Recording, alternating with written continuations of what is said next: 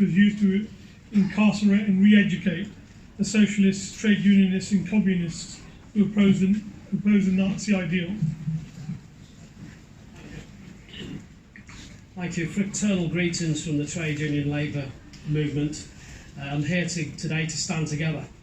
I did study history and this particular part of history, so I would like to share some of the things with you. The Nazi Party always talked about the November criminals, the people that signed the Treaty of Versailles, which ended the First World War. Now, these people were socialists of Jewish extraction: Rosa Luxemburg, Karl Liebknecht, and it's something they never let go of. So their anti-Semitism, the hate for communists, socialists, you know, the hate of democracy. A lot of what I have written down here is going to be, it would be a repeat of what I heard earlier, so I've had to cut life swathes out. But basically, unemployment, the Great Depression, unemployment hitting 6 million, that's 30% of the population, massive upheavals.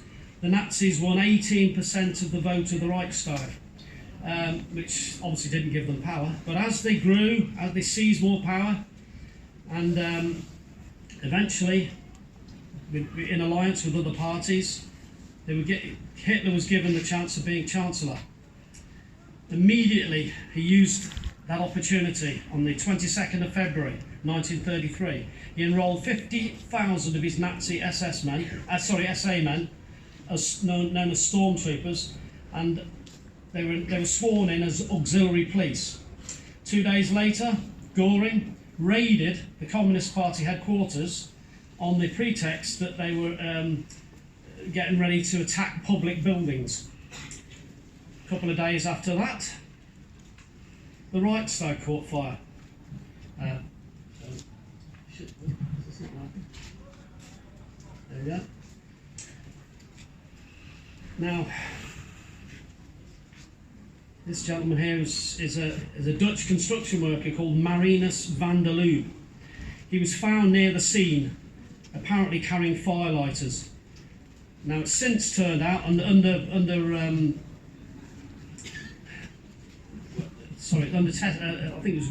his deathbed, a former SA man had driven him to the scene, and the Reichstag was already on fire.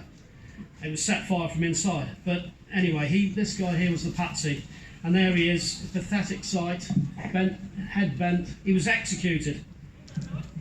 Hitler obviously seized upon this as a God-given signal that the communists are out to overthrow the German government. Within a few hours, Hindenburg, who was the president, drew up the decree of the Reich President for the protection of the people and the state, basically abolishing freedom of speech, assembly, privacy, press, legalised phone tappings and the interception of correspondence. That night, 4,000 people were arrested, imprisoned and tortured by the SA. Although the Communist Party won 17% of the Reichstag elections, with 81 deputies, they were incarcerated that night. And within days, in March, the new concentration camp of Dachau was built in Bavaria. And this gate wasn't erected till I think it was 1936-37. But Arbeit macht frei, which means work will make you free, giving the impression that if you go in here as a political prisoner after you've been beaten, tortured, and worked, eventually you can be set free to be a good German and toe the line. Now, after March, the Communist Party was disbanded and outlawed. The trade unions, ironically, after the 1st of May, May Day, the trade unions marched. The May the 2nd, the very next day, the unions were disbanded. The Social Democrats were abolished in June. And what we see then, basically, are political prisoners being rounded up in what they called wild camps, and then eventually Dachau and other camps. These are all leading trade unions, social democrats, political deputies, ministers of regions, councillors possibly of cities, just rounded up to be politically re-educated. The guy in the centre was once the president of the Reichstag from the Social Democratic Party. There he is in Dachau. The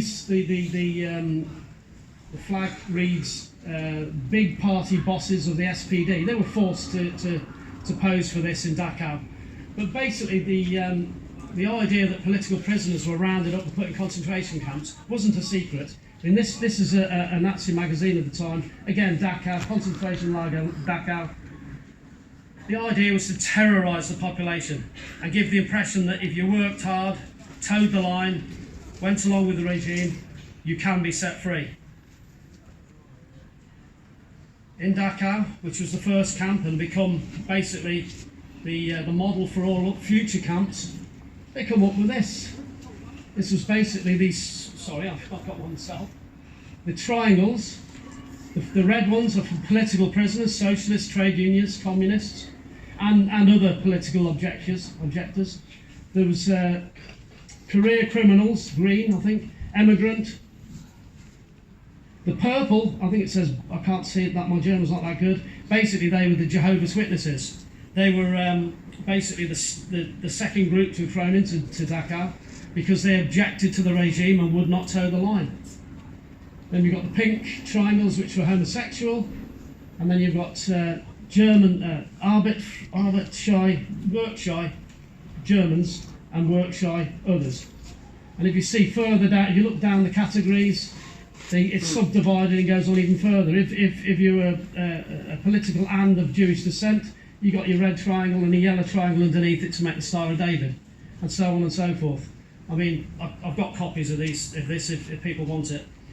But basically, the Roma and Sinti communities in Germany and these later occupied areas were all thrown into concentration camps. And other groups that they decided were not fit to fit into the National Socialist community. In 1937, this was introduced along with the striped clothing to identify the category of prisoner. I believe these are pink triangles. These will have been classed as homosexual. Just put into groups, in blocks in the camps, mistreated, forced to do all sorts of stuff. Now this is a monument people don't really know a lot about. This is the Reichstag as it is today. The monument there, you see, those slates, those Orion slates, each slate, 93 of them, belongs to a deputy of the Reichstag, the equivalent to an MP of our parliament. Irrespective of party, some were communists, some were socialists, some were centre parties, they were murdered. Some were murdered immediately on the takeover of power, others years later in concentration camps. Some were killed in the last few days before the camp was liberated. And basically this is just a graph giving you percentages. I mean, we talk about figures, it's just horrific. But politicals are 10%, and that's a sizable portion. Soviet prisoners of war, you've got ethnic Poles. I noticed this morning on the ceremony at Auschwitz, the Polish people there were wearing a red triangle with P in the centre to denote they're Polish. But also you look up there's Yugoslavians, disabled, Roma, Czechoslovakian, Hungarian. I'll finish with Pastor Niemöller's poem. Pastor Niemöller was a U-boat captain in the First World War, and a very committed nationalist. Now he wrote this poem later on reflection, and I think it's very, very appropriate today. We want to stand together. First they came for the communists, and I did not speak out because I was not a communist. Then they came for the socialists, and I did not speak out because I was not a socialist. Then they came for the trade unionists, and I did not speak out because I was not a trade unionist. Then they came for the Jews, and I did not speak out because I was not a Jew. Then they came for me, and there was no one left to speak out for me. Thank you.